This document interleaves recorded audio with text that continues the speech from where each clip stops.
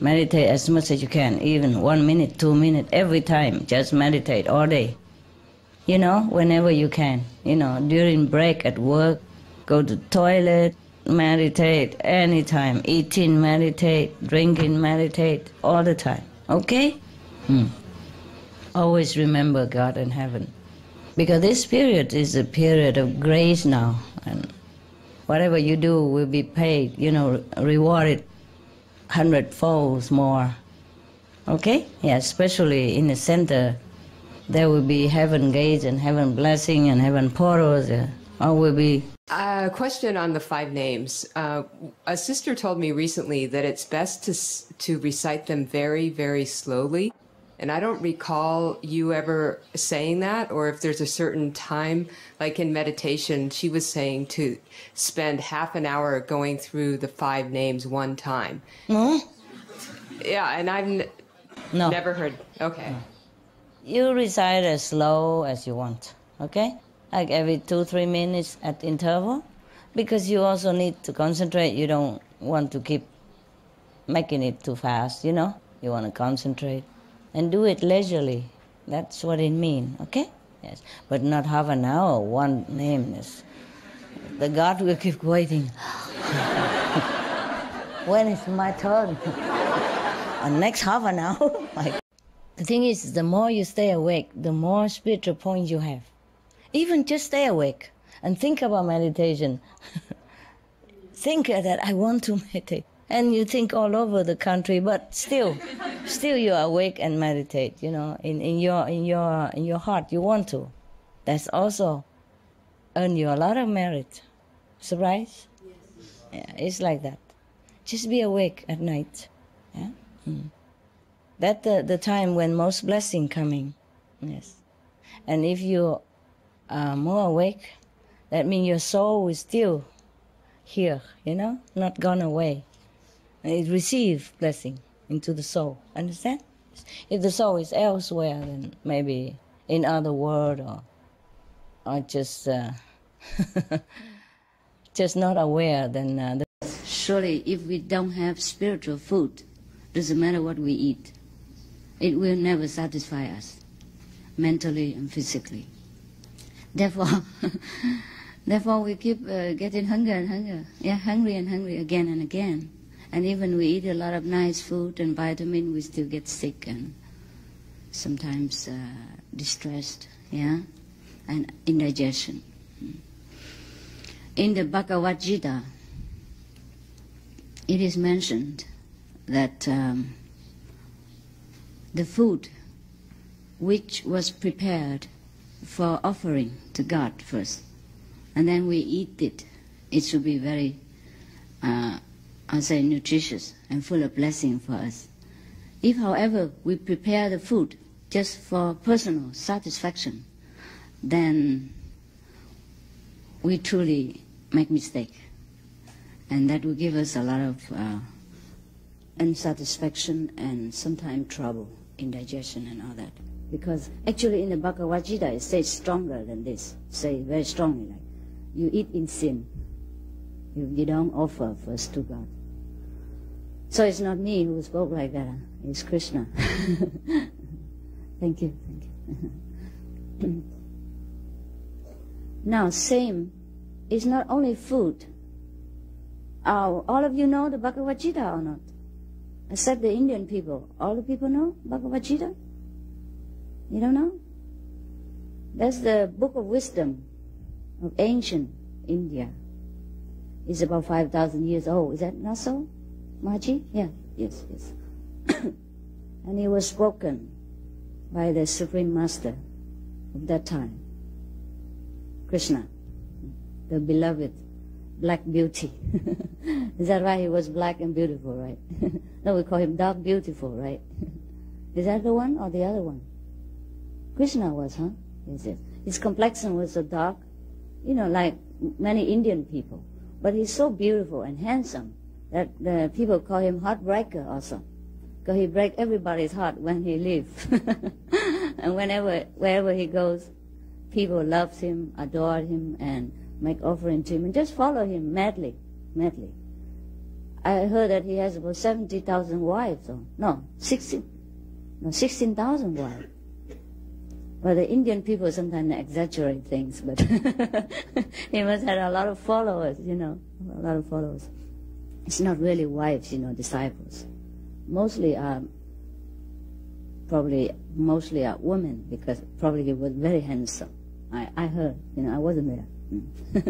Maybe I was there, but I forgot. So the Bhagavad Gita is a record of the teaching of the Master, yeah, Krishna. So now, you can find much wisdom and guidance in this book. I still look at it from time to time. I still do, yes, because it's very beautiful, concentrate, and wise. Yes. Sometimes you get solace and calmness by reading that book. If you truly understand and digest it, it is a wonderful masterpiece of wisdom.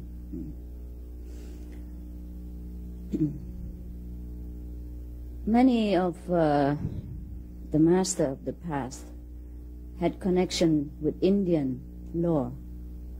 Therefore, we could not to mention India and the Bhagavad Gita. Even Milarepa, the great yogi of Tibet, yeah, Or should I tell another story again? Huh? The disciples should know Milarepa, no? I told many stories. Okay, now, even that great yogi of Tibet, his possession consisted of, maybe a pot and the Bhagavad Gita. Now, in that book, it is mentioned not only the food, that we should first prepare it in the spirit of offering to God before we take it, but everything else we do in life must be an offering, must be a sacrifice to the Supreme Spirit. In that case, we will never reap any bad or any good result out of that. Because bad result or good result, I like my place small, so I can find everything quick. Because I need to work, I need to go, and I can't just hang around walking from one room to another, And in a small room, you meditate better, more concentration, yeah? And that's why I think many masters or yogis in the past and present, they meditate in caves and all that. You see what I mean? Not because they can't have a home or they don't have temple, but you feel more concentrate, less distraction, and all your things are at your fingertip, You enter a small house, the sound is very... Because when we talk to other people, when we look at other things, look at surrounding, we dissipate our energy as well, okay? Even sometimes, if we just think of someone in our home even, and that person may be 1,000 miles away, you could even get hurt by thinking of that person.